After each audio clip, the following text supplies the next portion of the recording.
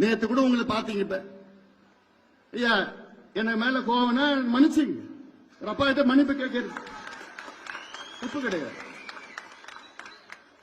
தொலைக்காட்சியில் ஐயா தானே இப்படி பண்ணிட்டான் அப்படி பண்ணிட்டான், இப்படி மன உளைச்சல் இருக்கிற, தூக்கம் இல்லை, இப்படி எல்லாம் சொல்லிட்டு இருக்கிறாரு.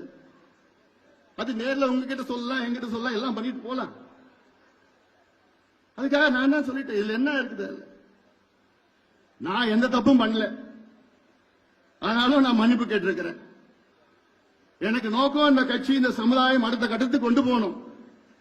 அதான் என்னுடைய நோக்கம். அது என்னால முடியும். அந்த நம்பிக்கை எனக்கு இருக்கிறது, தன்னம்பிக்கை இருக்கிறது, தைரியம் இருக்கிறது, துணிச்சல் எனக்கு இருக்கிறது. எல்லாத்துக்கும் மேல் என் பின்னால் கோடிக்கணக்கான என் தம்பிகளும் என் தங்கைகளும் இருக்கின்றார்கள், என்னை நம்பி இருக்கின்றார்கள். அவர் நம்பிக்கைக்கு என்னைக்குமே நான் சோட போக மாட்டேன். அது எனக்கு தெரியும். எவ்வளவு பார்த்துட்டேன் நான். இந்தியாவே நான் அமைச்சராக 5 ஆண்டு காலம் பார்த்த தமிழ்நாடு என்ன இருக்கு? இந்த மாநாட்டை 45 நாளில் இந்த மாநாட்டை நடத்தியவன் நான். இந்த தேர்தல் என்னால பார்க்க முடியாதா? இந்த கட்சியை வழி நடத்த முடியாதா? அடுத்த கட்டத்துக்கு கொண்டு போக முடியாதா? தமிழ்நாட்டுக்கு ஆட்சிக்கு வர முடியாதா? உறுதியா முடியும், உறுதியா முடியும்.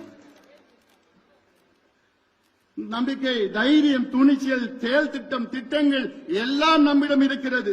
தமிழ்நாட்டில் எந்த கட்சிக்கா இருக்கு இதெல்லாம்?